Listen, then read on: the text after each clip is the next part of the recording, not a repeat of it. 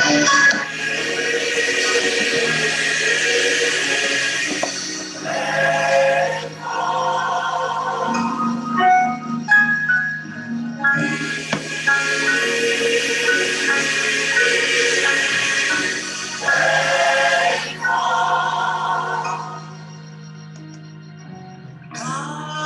has not promised me sunshine.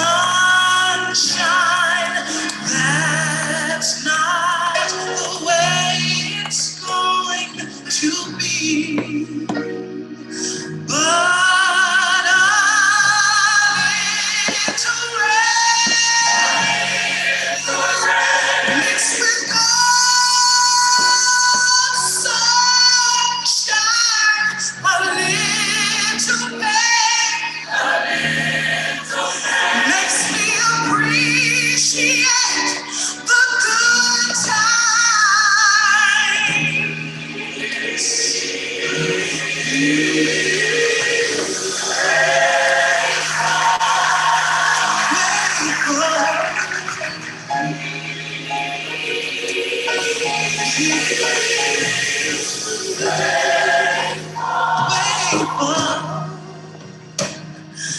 God desires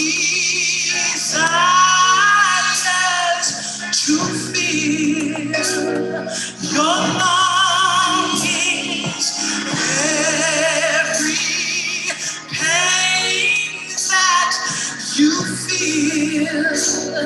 He feels them just like you.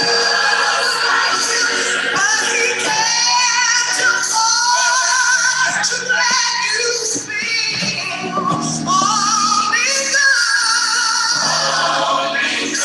Then you can appreciate the good times.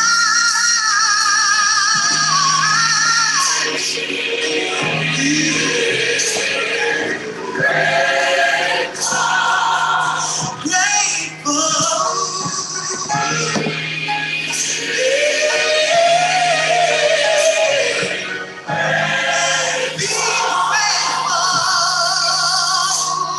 Be grateful, because there's someone else that's worse off than you. Be grateful, because there's someone else that'd love to be in your shoes. Be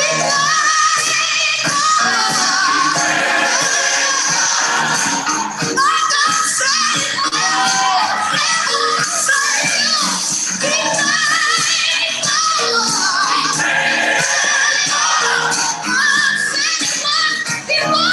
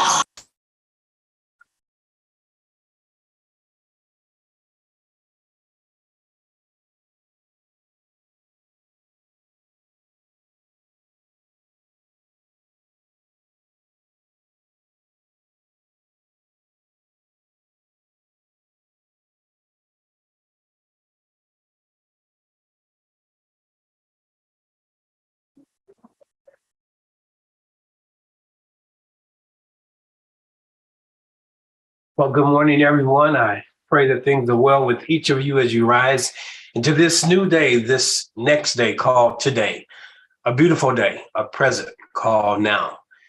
Well, as we rise into this day, as we prepare to move into this day of football and rest and relaxation, I wanted to start today as I start each and every Sunday with Serendipity Sunday. It's good to see all of you who have joined me this morning, particularly those who are in the intimate space of the Zoom room. I could see you there. I'll see your comments. For those of you who are joining this morning on the YouTube channel, or you may be viewing this at some later date, we welcome you. I would love for you to maximize your experience with Oasis Spiritual Center by clicking into the banner up top and joining. There's a variety of things you can do. You could join our list. You can also hit that subscribe button. That will grow our list, grow our YouTube subscribership, but it also enables you to be notified when I am live with some content. And I notice I say content because I only come out here when there is content. I don't come out here just to try to get likes or expand the number of people who are associated with Oasis, but it's an avenue by which I am using to reach a larger audience. So again, I want to say good morning to everyone. I can see you there. If you're on the YouTube channel, you have a question or you want to join in, have something to share this morning, make sure you use the features that are there, one of which is you can raise your hand. And if you're not on the YouTube live, you can just go ahead. If you're on the YouTube live, you could type something in there in the banner there in the section where you can communicate with me, and I'll circle back towards the end and see if there's something I can answer or something I can expand further on. So let us get started this morning. I want to start by saying, welcome to Oasis Spiritual Center for Divine Living. This is Serendipity Sunday. Serendipity simply means something good and unexpected. And as you have joined me this morning, perhaps you got the email and you just have your calendar set that every Sunday you're out here at 9 a.m. Central Standard Time.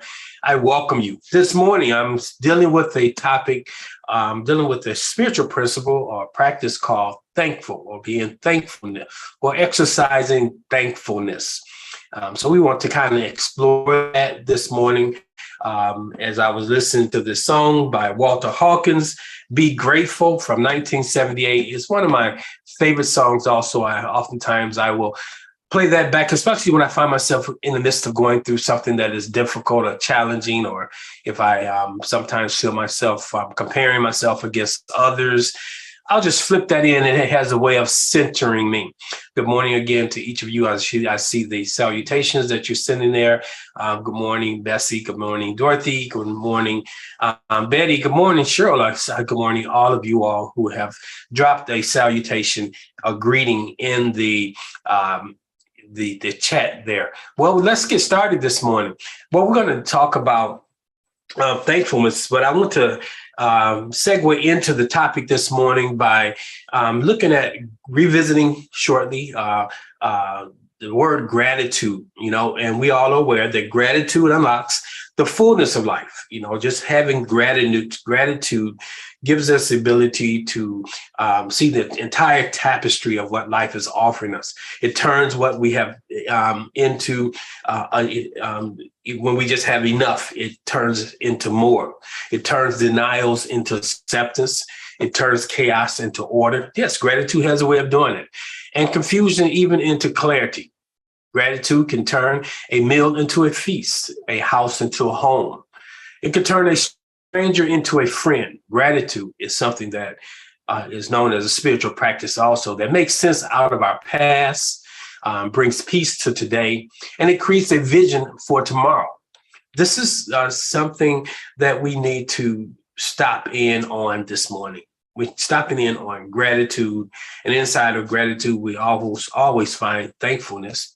According to some study by John Hopkins, there's a direct correlation between positive attitude and your mental health. Research shows us that positivity can improve your physical health. However, positive attitudes is not just thinking happy thoughts. It takes effort and determination to remain positive, especially in today's world when you look at the news, the bad news. So when we talk about maintaining a positive attitude, gratitude helps you do that. I encourage individuals to always have gratitude statements that they wake up to, that they go to bed to. And throughout the course of the day, even just being thankful. And we're going to address that. So let's kind of refresh a little bit with what is the term or the word gratitude mean? Gratitude is the quality of being thankful. It's the quality of being thankful, readiness to show appreciation for and return kindness. Okay, so gratitude is an attitude of appreciation under any circumstance. Gratitude involves being thankful, but it is more than that. Gratitude means that we are expressing the thankfulness and being appreciative. So gratitude is thankfulness plus appreciativeness and being present to it. It's being appreciative for what's happening right now in our life. Even when there's nothing exciting happening, we can always express gratitude. Now, gratitude has three aspects to it. You can be grateful for what has happened. Okay, past happenings, as that suggests, refers to tangible experiences that have already happened. So it's easy. Sometimes you have to bring yourself present to today by when you're going through something, you can express gratitude of all the things that have happened in your life that has culminated in joy, culminating in you really being pleased with life when you have bumped up against something that is unpleasing. So it helps you from going down that spiral of becoming depressed or hopeless. Another aspect of gratitude, it has to do with what's going on right now. You can be gratitude. You don't have to just be grateful for what has happened. You can be grateful for what actually is happening in your life, present happenings. Gratitude here, when you express it, is pretty straightforward because you're present to it. You notice what's going on because you're in the midst of it. You can capture the moment. And too many of us don't live enough in the moment and express gratitude present tense. Many times we are expressing gratitude for what has happened. We are not expressing gratitude for what is happening. And sometimes when you're expressing gratitude in the now, you come into a deeper gratitude, comes from being reflective in the now, what's going on right now, being aware. And it's a powerful way to get what is happening or get the message out of what is happening to you in life. So we have to keep positive attitudes. So when we talk about gratitude and we bump it up against thankful, gratitude and thankful, many times people see them as one and the same. Gratitude is more of an attitude you take on, whereas thankful is more of an emotion. It's when you're pleased or when you're relieved. Thankful usually come as a result of coming through something. Gratitude is an attitude you take on in spite of what is going on. So we have to always be grateful and express gratitude. But I think we need to learn how to embrace the word thankful, to be thankful, and not just be thankful when things are going your way, not just being thankful when you're out of a situation. In the midst of the situation, expressing gratitude and knowing inside of the gratitude is a spark of thankfulness. So let's kind of look at that this morning, particularly as we move into this season of Thanksgiving. And for many people, you may say, I don't have have anything to be thankful for. As your family system has changed, the mom, dad may be gone. Siblings may no longer be around the table, living in a different place, have a different job. Maybe you don't have as much as you had in the past. And so the Thanksgiving dinner may be a Cornish hen and not be a 15-pound turkey. So you may say, I don't really have anything to be thankful for. But we always have something to be thankful for. That is important. So many people don't realize that being thankful and practicing gratitude are quite different things. We all grew up being told to be grateful and to say thank you when someone has done something for us and been kind to us. It's became easy to use this term interchangeably, to use thankful and gratitude. But when we talk about thankful in and of itself, is to be pleased, to be relieved. So you may not be pleased because you maybe didn't get the outcome that you wanted, but you're relieved that it's over. Many times when we get through something, we express being thankful. It's conscious of a benefit that's being received. The awareness of right now, this situation has changed. So you're relieved, or you're conscious that you've made it through. Okay. Some people find that there's a stronger sense of hope and renewed passion to see good in every situation. And I'm one of those people. I'm an optimist. More optimists are more thankful. They're able to find a silver lining in the darkest cloud. So we have to learn to be thankful for the good that is still in the world, the things that may not appear to be abundant, but the good, the small things that represents good. You know, all of us have tragedies and misfortunes that take place in our lives. And many times when we have these things, they are so overwhelming and so present to us that we can't even find the space to be grateful or gratitude or find a thankful moment in it. But we have to search for those things. If we slow down and breathe and be present to what's going on in our lives, we'll find that we'll come away with a deeper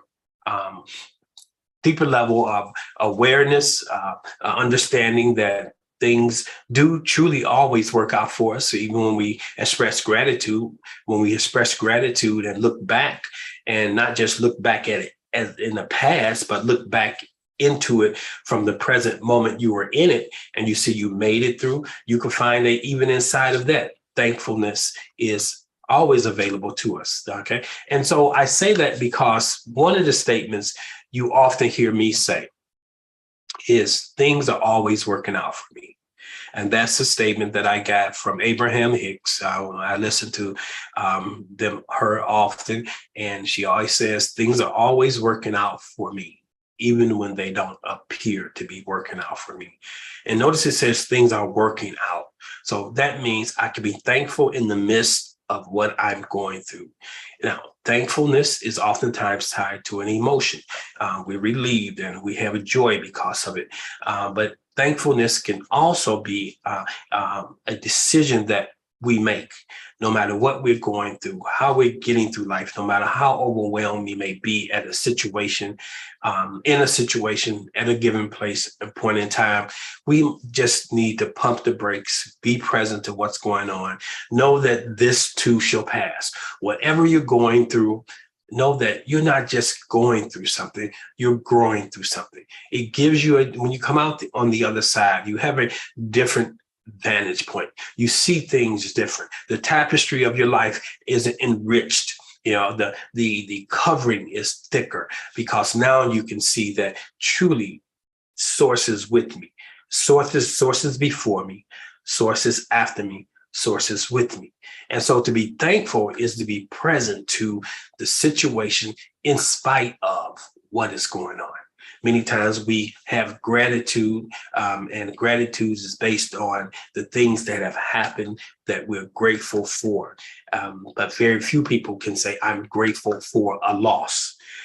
But the reality is a loss, every loss has lived or expired, is something that has lived and has expired. Some situation that has come and it's now time for it to move on. And so life is the same way. Individuals we engage, you know, the people we love, the people we care about, family members and friends, jobs, there's a season for everything. And we have to make space for that season. Often I talk to individuals when they are going through the grieving process. And one of the questions is why, or why now? Is, to be honest with you, is it ever a good time to lose something that's good to you? Is it ever a good time to let go of something that you enjoy? No, it's not. And if it was up to you, you would never let it go. If it was up to you, Big Mama would still be here. And it's 70 years later, 40 years later. And and so, she was 60, 70 then. Now she would be in 110, 120. So if it's up to us, we don't want to let go of those things that either enhance our lives, make us feel good. But sometimes if we don't let those things go, we won't have the opportunity to grow. We won't have the opportunity to experience the lessons given to us.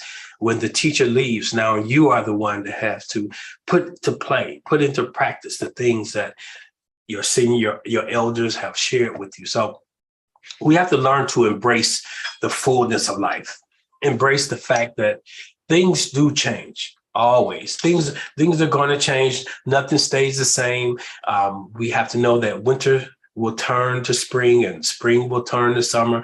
Ultimately, summer transforms into fall. And then in the fall, we prepare for the winter. And it's a cycle that goes over and over. And as long as you keep living, you're going to go through these cycles.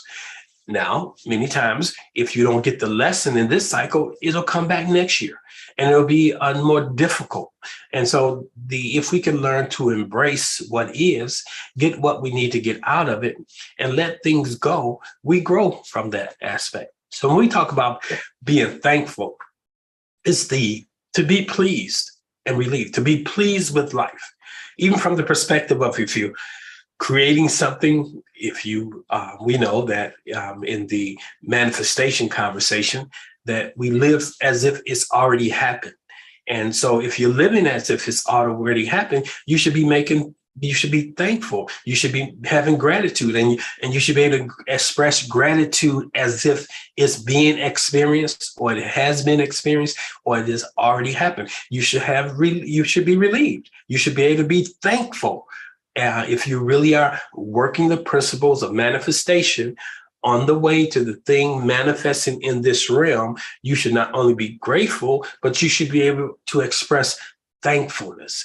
To express thankful is to say that you're pleased. Now, why are you pleased? Because it has happened. And so we have to begin to slow it down, be present, operate the principles, particularly when we are challenged.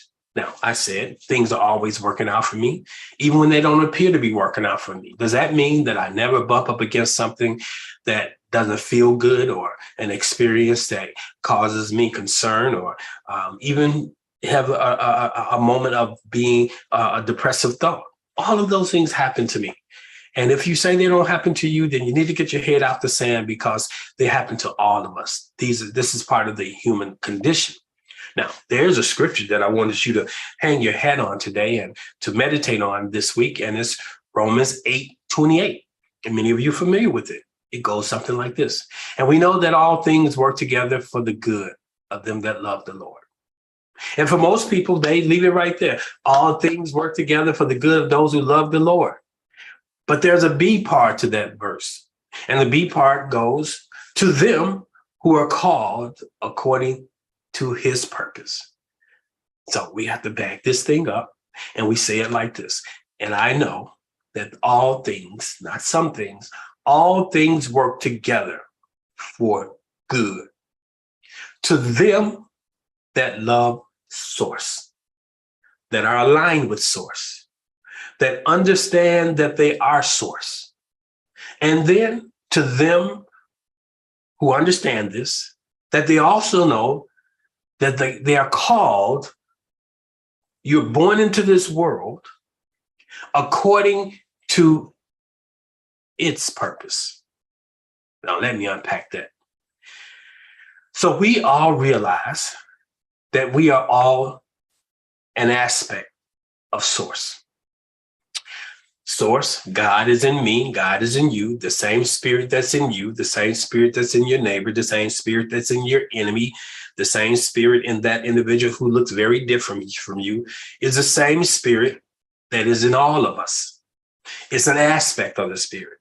It's the same spirit.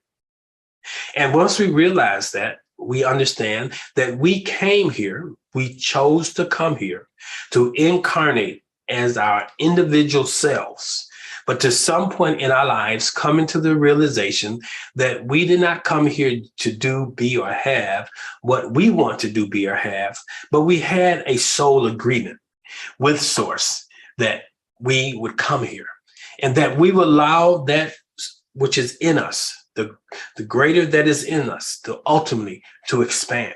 That small spark to ultimately displace our personal wills.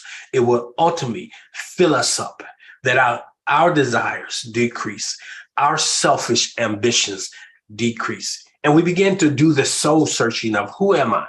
Whose am I? What did I come here to do, be, or have? Not as the I of me, that is, that we can see, but the invisible sense, the essence of who I am, the spirit being, the God in me. What did the God in me, the source in me, the source of me come here to experience? Now, see, that's what we miss. Source cannot experience anything that it has created unless it's able to step into it and experience it. And we are Source's highest and greatest creation. We not only does Source breathe in us and we became a living soul, but Source took residence in us. And Source has given us the ability to observe our lives. I don't know if animals have that capacity, but we have the capacity to step outside of ourselves at any moment in time and look at ourselves and observe what we're doing. We have the ability to not only step outside of ourselves, but then to be introspective and understand what we're going through, what we're feeling at that time. So we, like God, are gods. You're not God in the same capacity of all of that and the bag of chips, but you're a carbon copy. You are a smaller version of. So why am I saying this to you? Because we have to realize that when we go through, whatever we go through, we should be growing through. If you don't grow through whatever you're going through, it's because you were not really present and you weren't able to find gratitude in the midst of that thing. I'm not saying you got to be overly joyed about, a situation that is not favorable to you, the loss of a loved one. No, it's not humanly, it's not part of a human condition if you love something to be joyful when it leaves. But the part of the expression of grief, you get to the place of even finding joy in what has been. That's gratitude. That's being able to be thankful for what has been. Now, in Romans 8, it tells us that all things work together. So I live my life knowing that everything works together for me, even when it doesn't appear to be working together for me, because I'm in that time capsule of things evolving. So I can't see the end because I'm in the middle. But if you can begin to be like God, Source, and see the beginning from the end, even in the midst of a situation, to see the outcome that you desire. Many times you're going to the doctor to have tests done, and you are just waiting to see what the doctor sees or what the doctor finds. So why don't you just say to this, I see the ending, I see the end from the end. I see the outcome from the end. What do you want to see? What do you want the doctor's report to read? See that. You don't have to wait for the doctor to come. The doctor can come back and say, wow, I didn't expect to see this. Why? Because you intervene. You intervene by saying, this is what I will to see. Not what I want to see, but what I will see. The want saying, I'm not sure if it's there. The will says it's there because I decree it as such. And often what we look at, now here's something I found. I was listening to Bruce Lipton, and in one of his books, he talks about epigenetics. He talks about the genes. He talks about things outside the gene impacts the genes. And there's certain studies to say that things we look at change because the way we look at them bring them forward. And so if you expect good, oftentimes good will come. Pessimistic people tend to have a healthier life than those who are, optimistic people tend to have a healthier life than those who are pessimistic. Optimism says there's a possibility. Pessimism says there's no possibility. And when you live a life that's pessimistic in nature, then you begin to become cold, callous, and you begin to even develop illnesses and diseases in your life. But when you're optimistic, you then know that there's another possibility. So Romans 8 tells us that we know that all things, not some things, everything. So I'm speaking to somebody today. No matter what you're going through, no matter what you've received in the mail, no matter what is the reality of right now, all things work together for your good. Some things you may be able to abort, but some things you may need to go through. And that's why I say be careful how you pray. Be careful that you pray in alignment with. And when I say pray, it's not a petitioning, it's a decree. Be careful what you decree. You may decree that health manifests right now, but it may not be time. It's always good to let your default be, may God's highest, may source's highest and greatest good be made manifest in my life. Then you leave space. Because sometimes when you try to micromanage your life, you micromanage out what source is trying to get in. Sometimes you just have to trust and believe that the universe is working with you, and be thankful that the universe is working with you. Be pleased to know that if source be for you, who can be against you? The only person that can be against you is you. It's your enemy, which is your enemy, not understanding who you are, whose you are, not understanding what you're made of, the capacity you have to do beyond mere human things. So we know all things work together for those who love source, okay, who love source. You can't love God who you cannot see and say you can't, if you can't love the neighbor who you can see, if you can't love yourself who you can see, how is it possible for you to love someone or something that you cannot see? So true love starts with loving yourself, not even loving someone else. Love yourself. To love, the love of self is to know self. I'm not talking about some narcissistic position, but I'm talking about getting to know who you are. Who are you authentically? What makes you you? What makes you tick? What do you enjoy? Not many times we are expressing through life based on the influences that others have made over us. Because the group loves that, you love that. Because of the advertisement projected that on you, you've taken it on. But you got to get quiet and get to know what's your sole purpose in life. Who are you? What are you called to do? What did you come here to do, be, and express as? So once you understand that, then you can love yourself. You can be comfortable with yourself. It says all things work together for those who love the Lord. Okay. It says, Lord, we understand that means principles. We understand the universal principles. Not only to love them means to know them and to live within them, to practice them. That's the sure love. Love is an action word. And the action is that you are in harmony with that thing. So we learn the principles, the universal principles, that we may exercise them. Not that we control them, but we live our lives within them. We harmonize with them. So all things work together for that individual who are in alignment with the universal principles. To them who are called, all of us are called. It says many are called, but few are chosen. Really, many are called. All of us are called, but very few of us choose. There's no God special people. There is no special group. All human beings have the capacity to step into their divinity.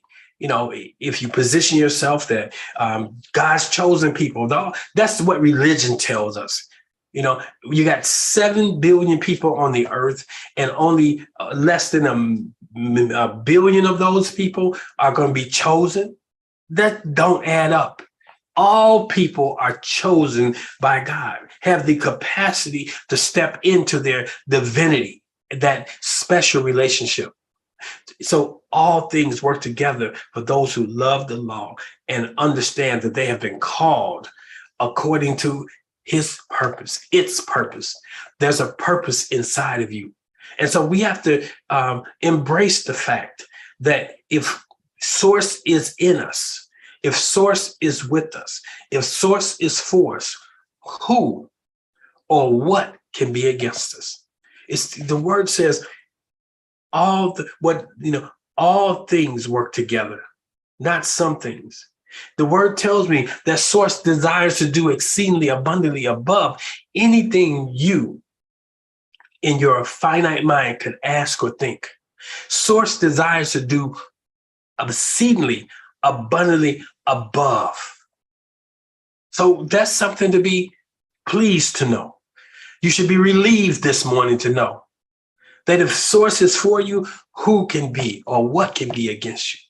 You should be pleased and relieved to know that everything works out together for the good of those who love the law and are living in alignment with the law. Now, if you are sowing negative stuff into the world, if you are chaotic, causing chaos, it's not going to work out to your good. Temporarily, you may rob somebody and get a wallet, but there's a thing called karma. It's come back. You may curse them out and not show love and compassion for someone, but guess what? It's going to come back to you. And so you have to be mindful. You get out of life what you put into life. And it's not what we always put into life in a tangible way, but what you expect out of life. If you expect good to come out of life, good is going to get to you through life.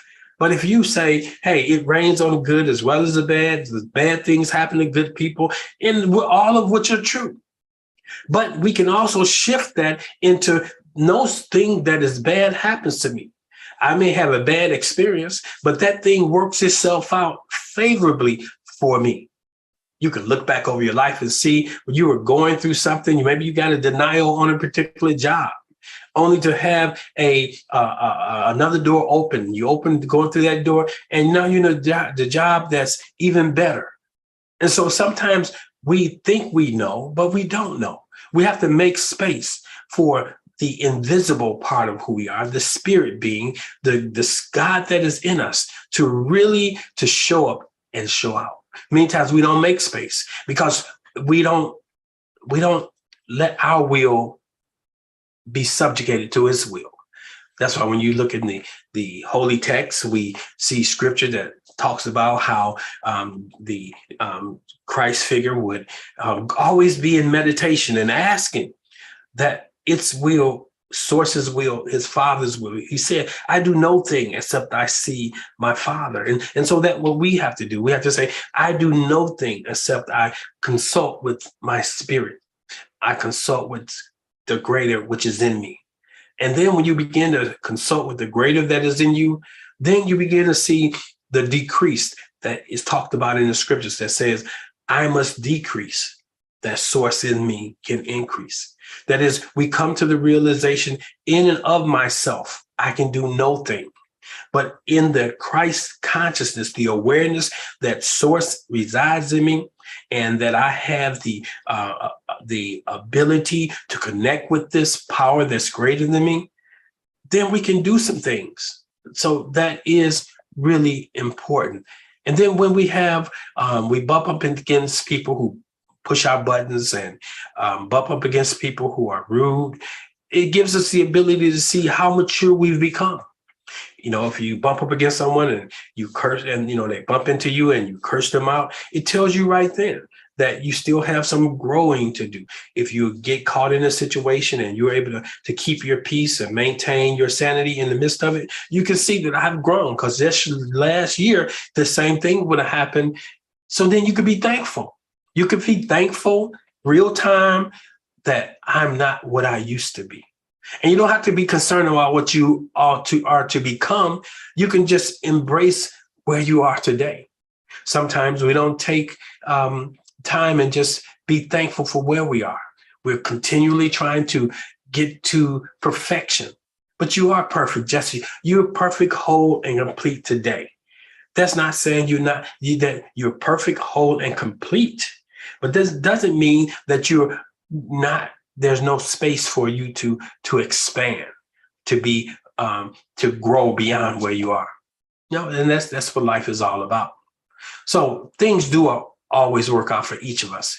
Even when they don't appear to be working out for each of us, things truly are working out for us. So as we move into this season known as Thanksgiving, I know we go to the table and we usually are thankful around the table. We express gratitude, but I'm saying let every day be a day where you're not only inside of the conversation of gratitude overall, but you're also thankful what you're going through, being relieved that you're going to get through this. This too shall pass. Being relieved to know that things are working out for me favorably, even when they don't appear to be in my favor. Sometimes the perfect storm comes through and it wipes everything out.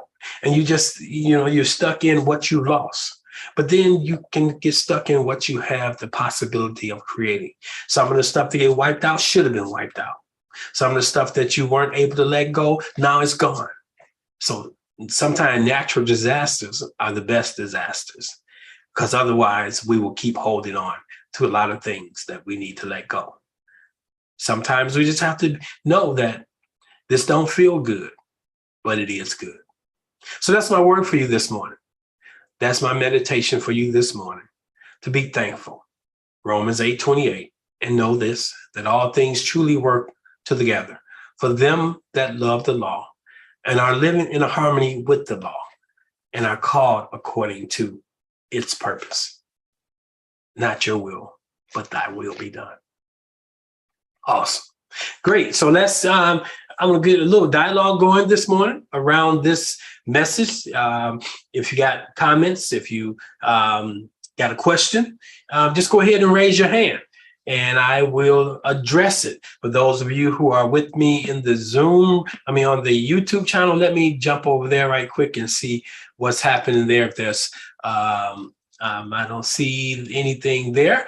So I'm going to come back over here. And again, if you got a question, if you got a comment on some of the comments, great message. That was Courtney. Mom said, I am my neighbor. Yes, this is true. The people we encounter are a reflection of who we used to be or what we could have been. And so we should have gratitude that look at God.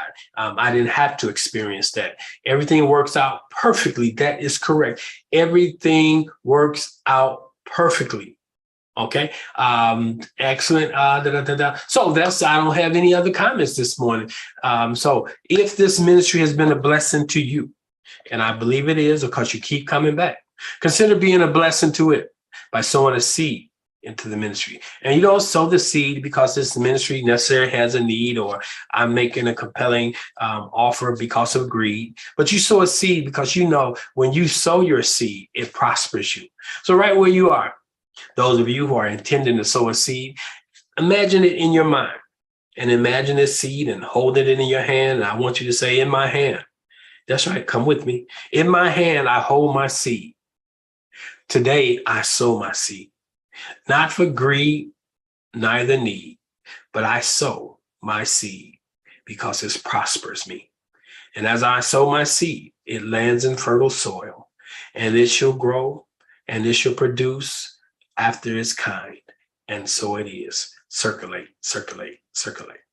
Thank you all for the seeds that have been sown. I have gratitude. I have a heart of thankfulness for what you do and how you express your love and your value that you find in this ministry. Well, if there's no other questions, I'm going to go back to what we started with this morning. The song that we had this morning was Walter Hawkins, Be Grateful. And we're going to do that. Be grateful today. This word this morning is golden. It's golden to my soul. It makes me so happy. I'm glad to hear that, Sister Betty. So here we go. You can stick around as long as you want to. I will drop it into the feed.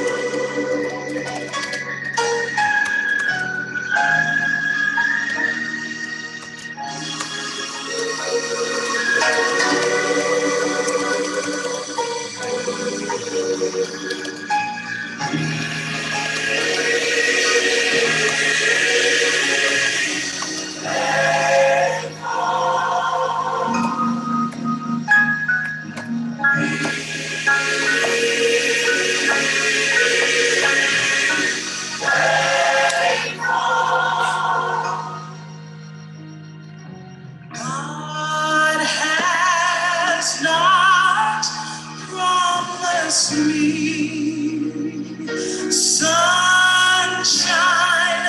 That's not the way it's going to be. But a little rain mixed with sunshine, a little pain makes me appreciate the good times.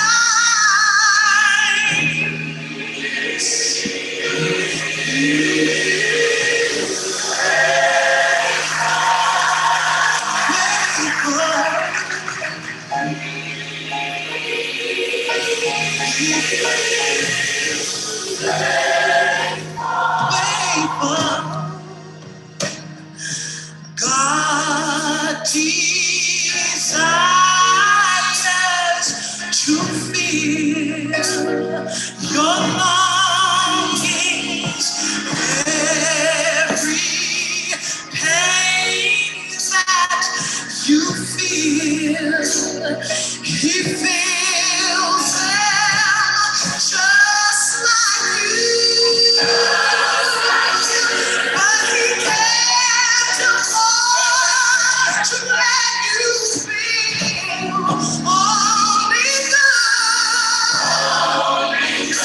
Then you can appreciate the good times.